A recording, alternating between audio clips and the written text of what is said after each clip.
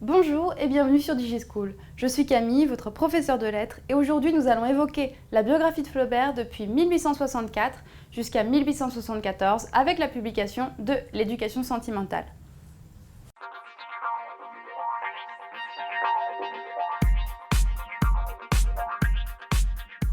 Donc l'Éducation sentimentale est en quelque sorte le troisième grand pilier des romanesques de l'œuvre de Gustave Flaubert. D'abord, il y a eu Madame Bovary et Salammbô qui ont été des marqueurs importants de progression dans son œuvre. L'Éducation sentimentale est le troisième grand roman. Il est publié le 17 novembre 1869.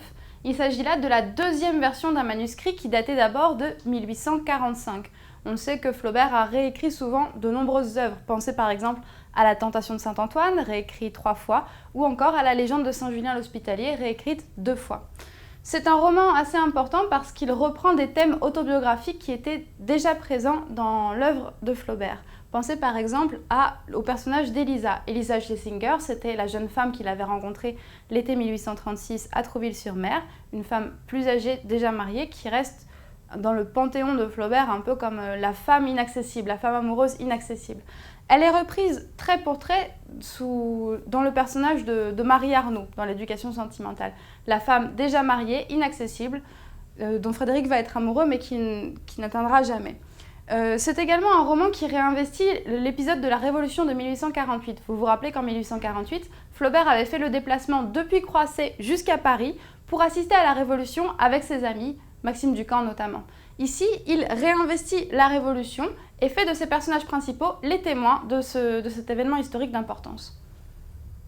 Donc, la réception critique du roman est une nouvelle fois, après Salammbô, assez décevante. Ici, Flaubert a vraiment fait une innovation du point de vue de la structure narrative.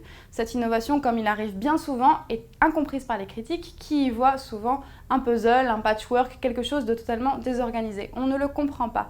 Flaubert en vient à regretter l'absence du critique Sainte-Beuve qui avait pourtant éreinté son dernier roman Salammbô. Il se dit que Sainte-Beuve aurait su apprécier au moins le retour au réalisme et aux thèmes contemporains. Il reçoit tout de même un appui de taille, c'est celui de la Dame de Nohant, autrement dit George Sand, la romancière George Sand, avec qui il commence à entretenir à cette époque une amitié très profonde, une amitié en quelque sorte fondatrice. Les deux écrivains vont échanger de nombreuses lettres, c'est très intéressant, c'est une collaboration vraiment intéressante car ils ont deux versions différentes de la littérature, on y reviendra. Flaubert à Paris à cette époque est également le témoin d'un monde littéraire en pleine évolution. Effectivement, lui, romancier confirmé, assiste au début de jeunes romanciers. Ou alors il rencontre également Ivan Tourguenieff. Tourguenieff, l'écrivain russe qui entretient des liens très forts avec la France, qui vient régulièrement à Paris. Flaubert devient ami avec le géant russe et il découvre par son intermédiaire la littérature russe, en particulier l'œuvre de Tolstoï. Il est très marqué, on le sait, par le premier tome de Guerre et Paix.